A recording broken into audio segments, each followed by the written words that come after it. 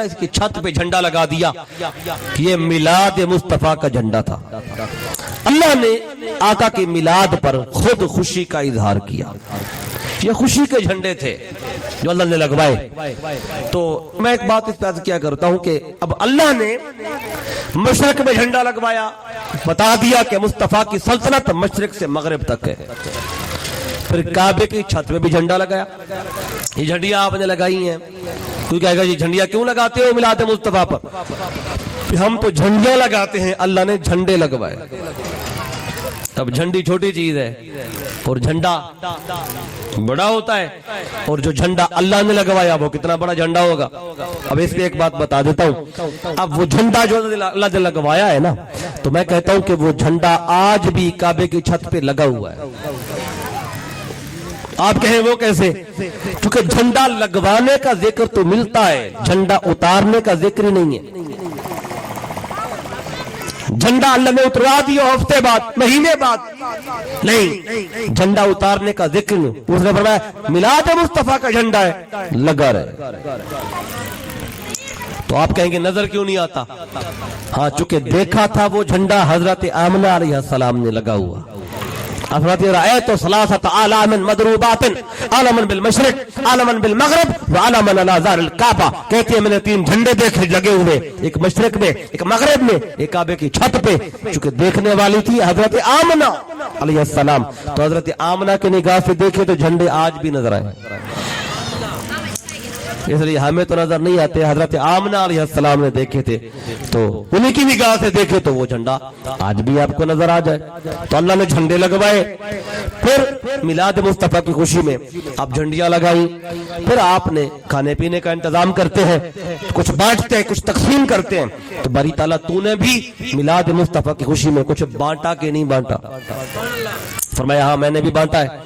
مولا تو نے کیا بانٹا؟ فرماتا ہے کہ تم مٹھائی بانٹتے ہو, لڈو بانٹتے ہو. بولو تو نے کیا بانٹا؟ فرمایا کہ میں نے میلاد مصطفیٰ کی خوشی میں ساری دنیا میں بیٹے بانٹے ہیں. ہر گھر میں بیٹا ہی پیدا ہوا, بیٹی پیدا ہی نہیں ہوئی. اب یہ اللہ نے خوشی کی میلاد مصطفیٰ پر. اچھا پھر صحابہ کرام نے کب خوشی کی؟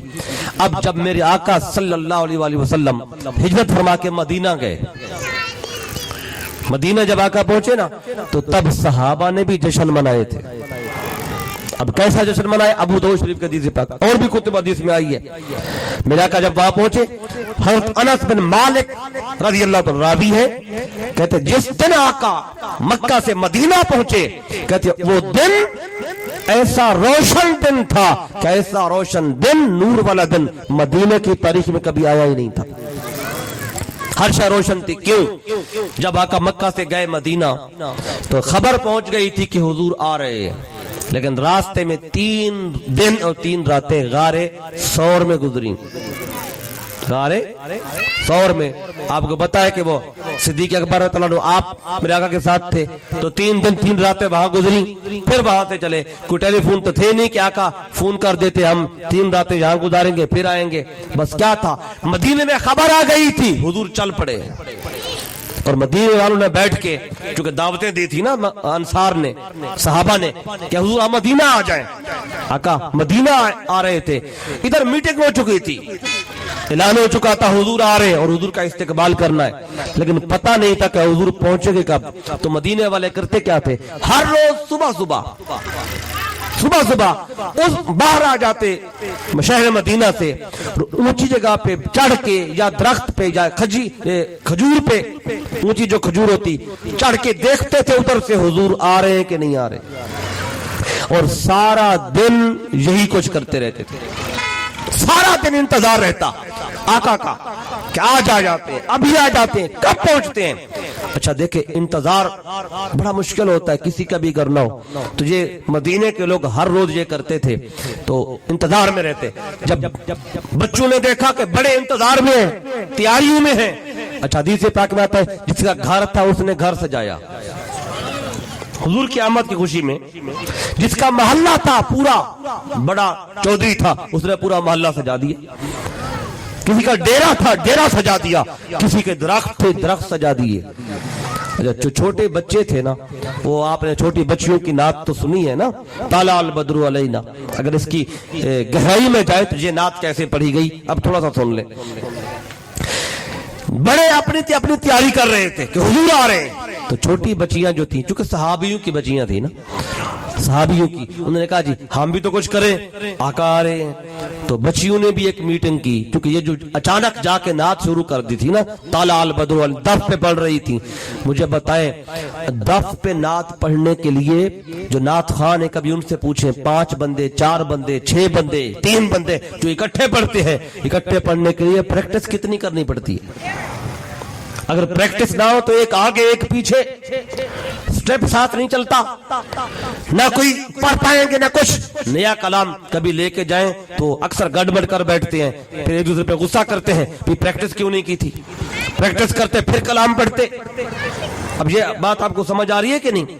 جب اکٹھے نعت پڑھنی ہو نا، اکیلا ہو تو اور بات ہے، جب اکٹھے 4-5 مل کے پڑھتے ہیں، کس کو پتا یہ پہلا شعر کتنی بار پڑھنا ہے، پہلے کے بعد دوسرا کون سا پڑھنا ہے، تیسرا کون سا پڑھنا ہے، چوتھا کون سا پڑھنا ہے، اور کتنی بار کون سا، طرز کون سی ہے۔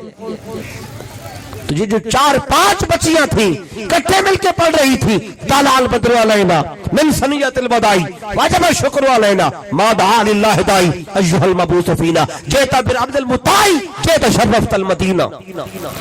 جو ساری نعت ہر کتاب میں لکھی پڑی ہے، یہ کہاں سے آ گئی تھی؟ ہر بچی کے دل میں اچانک تو ایک ہی نہیں آئی نا، اکیلا ہو ٹھیک ہے مان لیا، ابھی عرب لوگ پڑھتے تھے، وہ فی البدیع اشعار لکھتے تھے، لیکن 5 بچیاں ہو اور ہر ایک کے دل میں ایک ہی نعت آئے، یہ کیسے ہو گیا؟ تو اس سے کیا پتہ چلتا ہے؟ یہ پری پلانڈ تھا۔ کیا ہوا؟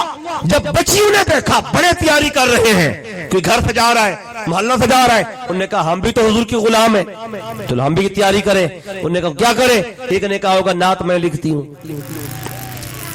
ایک بچی نے کہا ہوگا نعت میں لکھتی ہوں، اچھا دوسری نے کہا ہوگا طرز میں بناؤں گی، تیسری نے کہا ہوگا اچھا دف میں بجاؤں گی، چوتھی نے کہا ہوگا کہ جب حضور پہنچیں گے نا تو خبر میں دوں گی، در در پہ جاؤں گی، باہر نکالوں گی۔ تو 5ویں نے کہا ہوگا کہ پریکٹس میرے گھر کریں گی، کہ پریکٹس بھی کرنی ہے۔ نعت لکھی گئی، طرز بنائی گئی، پریکٹس شروع ہو گئی، ہر روز بچیاں دف پہ پریکٹس کر رہی ہیں، پڑھ رہی ہیں۔ اچانک حضور آئے، چونکہ ٹیلی فون تو تھے نہیں، کیا کال کرتے پہنچنے والے ہیں، لوگ تیار ہو جاتے، اچانک حضور آئے، بس ایک بچی دوڑی ہوگی۔ اب یہ دل کی بات ہے، ایک در پہ گئی ہوگی، بچی کو نکالا ہوگا، اے عائشہ باہر آؤ، خدیجہ باہر آؤ، سلمہ باہر آؤ، فاطمہ باہر آؤ۔ کیوں؟ کہ جس گھڑی کا انتظار تھا وہ گھڑی آ گئی ہے، حضور آ گئے۔ پھر بچیاں باہر نکلی ہوگی، پھر ٹیلے پہ چڑھی ہوگی، وہ ٹیلا بھی اونچا ہے، وہ ٹیلا آج بھی موجود ہے، اس ٹیلے پہ کھڑی ہو کے بچیوں نے نعت پڑھی تھی۔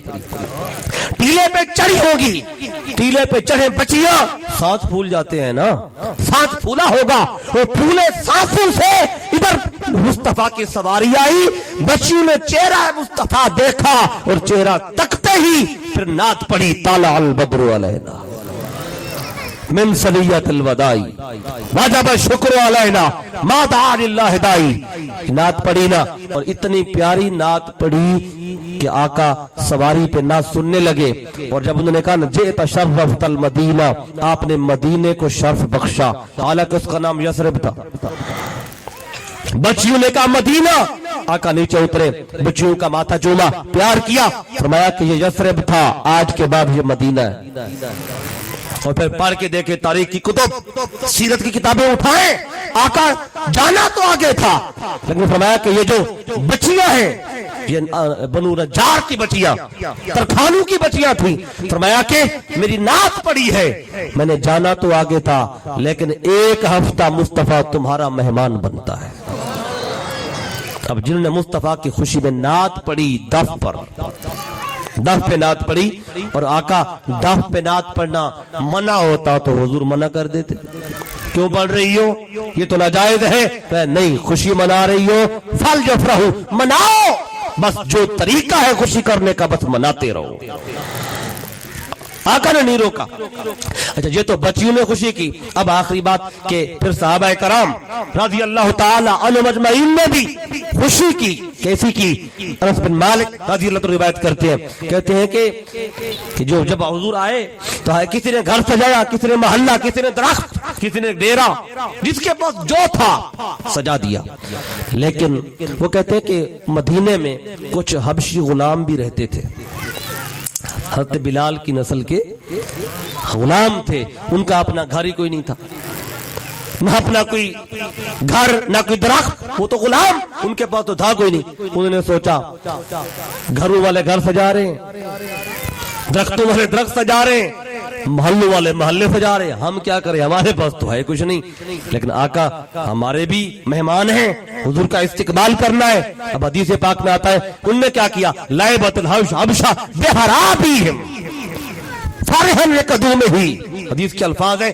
فرمایا کہ انہوں نے کیا کیا, ان کے پاس اور تو کچھ نہیں تھا, ادھر حضور کی سواری آئی, انہوں نے کیا کیا, یہ خشک ڈنڈے لے گئے, خشک سوٹیاں کتنا اتنا نال چاہ گن کریں دے کیا ہن جا اتھے جیسے پہنچے نا حضور کی سواری ہے, یہ سواری دے ارد گرد دائرہ بدھنے جا اور سوٹی نال سوٹی ٹکرینے ہن, اور ایک آواز پیدا ہوندی ہے, ساز پیدا ہوتا, اور ڈنڈے سے ڈنڈا ٹکراتے تھے اور زبان سے کیا کہتے, محمد عبد صالح, محمد عبد صالح, محمد عبد صالح. اب رقص بھی کرتے تھے اور رقص بھی کر رہے تھے, ڈنڈے سے ڈنڈا ٹکرا بھی رہے تھے, ساز بھی پیدا ہو رہا تھا, اور زبان سے بھی کہتے تھے کہ محمد عبد صالح. اگر رقص کرنا مصطفیٰ کی آمد کی خوشی میں منع ہوتا تو آقا غلاموں کو روک دیتے, یہ ناجائز ہے, یہ غلط کام ہے, کیوں کر رہے ہو, وہ نہیں, فَلْيَفْرَحُوا, قرآن کہتا ہے فضل و رحمت آئے پھر جس کا جیسے جی چاہے یار کو منا لے. اب کسی نے نچ کے یار منایا, یہ رقص کیا, حضور کو راضی کیا, اور حضور دیکھ دیکھ کے خوش ہوتے تھے. یہ حبشی غلام تھے, کہتے ہمارے پاس اور تو ہے کچھ نہیں, لیکن لکڑیاں تو مل جاتی ہیں, وہ ٹکرا بھی رہے ہیں, رقص بھی کر رہے ہیں اور وجد بھی کر رہے ہیں, اور حضور کو دیکھ دیکھ کے آنکھیں بھی ٹھنڈی کر رہے ہیں. اب دیکھیں پھر اللہ نے بھی مصطفیٰ کی آمد پہ جشن منایا. پھر جب آقا مدینہ آئے, مدینہ کیونکہ غلام مدینے میں, انصار مکہ کے ساتھ آنے والے وہ بھی, ادھر مدینے والے, سب نے مل کر آمد مصطفیٰ کا جشن منایا. اب یہ کیا کیا, انہوں نے اللہ کے حکم پہ عمل کیا. اس لیے آقا کی آمد پہ جب بھی جی چاہے کہ فضل و رحمت ہر وقت اللہ کا برس رہا ہے, ہر گھڑی اللہ کا فضل بھی آ رہا ہے, اللہ کی رحمت بھی آ رہی ہے. پھر یہ مت دیکھنا کہ یہ کون سا مہینہ, جو بھی لمحہ ہے, جو بھی وقت ہے, وہ حضور کی رحمت اور فضل ہر وقت برس رہی ہے. ایک عجیب سا اعتراض ہے, اس کا میں ایک منٹ میں جواب دے کے میری بات کو بھی وائنڈ اپ کرتا ہوں. عجیب سا اعتراض, لوگ کہتے ہیں جی یہ آپ میلاد منا رہے ہیں, یہ صدقہ تو خیرات کر رہے ہیں, جھنڈیاں لگا رہے ہیں, آقا کے زمانے میں تو یہ نہیں تھا, آقا کے زمانے میں تو یہ نہیں تھا, یہ بدعت ہے. میں اس پہ اب زیادہ لمبی بات نہیں کرتا. یہ جو کہتے ہیں نا حضور کے زمانے میں ایسا نہیں تھا, اب کیوں ہے, ان سے ایک ہی بات پوچھیں بھی, اچھا آقا کے زمانے میں تو ایسا نہیں تھا, آج کس کا زمانہ ہے, آج کسی اور پیغمبر کا زمانہ ہے, تو یہ زمانہ کس کا ہے. یہ جو کلمہ آپ پڑھتے ہیں لا الہ الا اللہ محمد الرسول اللہ, ترجمہ کیا ہے, اللہ کے سوا کوئی معبود نہیں اور محمد صلی اللہ علیہ وسلم اللہ کے رسول. مطلب آج کس کا زمانہ ہے, آقا کا, تو وہ بھی حضور کا زمانہ تھا. آپ کہیں گے اس زمانے میں نہیں تھا, تو اس زمانے میں کیوں, یہ بھی تو آقا کا زمانہ, یہ کسی اور کا زمانہ تو نہیں ہے. تو جو کچھ بھی ہو رہا ہے یہ مصطفیٰ کے زمانے میں ہو رہا ہے, اور ہمیشہ حضور کا زمانہ رہنا ہے. عجیب سی بات ہے, یہ اس زمانے میں نہیں تھا, حضور کے زمانے میں نہیں تھا, اب تمہارا زمانہ ہے, اب بھی تو آقا کا زمانہ ہے بھائی. اس لیے میں نے اس لمبی بات میں نہیں جاتا, تو میں سادہ سی بات میں نے کہا کر دوں. اس لیے حضور کی ولادت کی خوشی جتنی منائیں, جب بھی منائیں, بس جس کو جتنا اللہ نے دیا ہے, تو میں کہتا ہوں دیا اللہ نے سب کو ہے, پر توفیق کسی کسی کو ملتی ہے. دیکھیں کتنے بڑے لینڈار لوگ ہوں گے، لیکن وہ آقا کی ولادت اور حضور کی یاد میں، حضور کے ذکر میں آپ کو کم لگے گا. یہ کم کوئی مجلس سجائی ہو، ذکر کیا ہو. اور اللہ نے متوسط لوگ ہیں، غریب طبقہ ہے، اللہ نے دیا ہے لیکن زیادہ وافر مقدار میں نہیں. لیکن ان کے ہاں آپ دیکھتے ہیں کہ ہر مہینے، ہر ہفتے، ہر سال ذکر مصطفیٰ کی مجالس ہوتی ہے، حضور کی بات ہوتی ہے، حضور کی نعت پڑھی جاتی ہے. تو یہ اللہ کی توفیق ہے. بس ایک ہی بات کہوں گا، بس اللہ کی بارگاہ سے توفیق مانگتے رہیں. اللہ نے جو توفیق دی ہے، اللہ اس توفیق کو ہمیشہ قائم رکھے، اس پہ ہمیشہ اسی پہ زندگی رہے، اسی پہ موت آئے. اور جب قیامت کا دن ہو بس یہی دعا کرتے رہے، اللہ مصطفیٰ کے قدموں میں اٹھائے، حضور کے قدموں میں. اور میرا یہ یقین کے ساتھ میں یہ بات کہہ رہا ہوں کہ جو یہاں زندگی آقا کی محبت اور عشق میں، حضور کی وفاداری میں اور تابعداری میں گزار کے جائے گا، قیامت کے دن مصطفیٰ کے پہلو میں کھڑا ہوگا، حضور کے پہلو میں کھڑا ہوگا. اس لیے یہ پیغام ہے محفل میلاد کا. اور ہمیشہ تحریک مہد القرآن حضور شیخ الاسلام ڈاکٹر محمد طاہر القادری مدد اللہ علی عمر بھر یہی پیغام دیا ہے. اسی پیغام کو دیتے دیتے 40 سال گزر گئے. تحریک مہد القرآن کو بنے ہوئے 40 سال بیت گئے.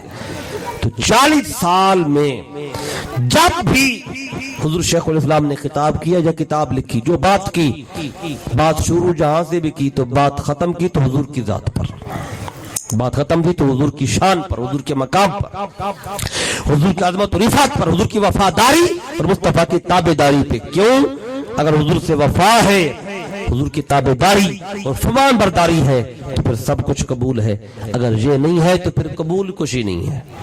اس لیے حضور کے ساتھ وفا بھی کریں، حضور کی تابعداری میں آئیں، خدا کی فرمان برداری میں آئیں. یہ پیغام ہے میلاد مصطفیٰ کا. اس پیغام کو اپنے ساتھ لے کے جائیں. میں ہمیشہ کرتا ہوں، آج بھی یہی بات کہوں گا کہ اگر میری کوئی ایک بھی بات آپ کو اچھی لگی ہو، اگر ایک بھی بات اچھی لگی اس میں میرا کوئی کمال نہیں، یہ سارا کمال، یہ ساری عطا میرے قائد، میرے استاد، میرے شیخ الاسلام ڈاکٹر محمد طاہر القادری مدد اللہ العلی، یہ آپ کے قدموں میں بیٹھنے کی خیرات تھی. اگر کوئی بات اچھی لگی ہو تو یہ ان کی طرف سے ہے، اگر کوئی بات اچھی نہ لگی ہو تو نقص میرا ہوگا کہ بات تو اچھی تھی، شاید میرا بتانے کا انداز اچھا نہ ہو. اسی پیغام پر بات ختم کرنا چاہتا ہوں. اور آخر میں ہمارے مہمان ہیں، نام مجھے نہیں آتا، پیر صاحب کا نام کیا؟ غلام شبیر، سید غلام شبیر صاحب ہمارے پاس تشریف فرمائے ہیں. تو محترم شاہ صاحب کی آپ نے مالی حوالے سے خدمت بھی کرنی ہے، اور وہ شاہ صاحب بھی تلاوت قرآن کریں گے. تو آپ نے اس دوران اپنی بساط کے مطابق، کیونکہ کچھ مشکل حالات ہیں، مشکلات ہیں، اللہ تعالیٰ مشکلات دور فرمائے، تو آپ نے شاہ صاحب کی جو ہے نا اپنی بساط کے مطابق جتنا اللہ آپ کو توفیق عطا فرمائے. تو یہ اپنا یوسف بھائی، تو یہ آپ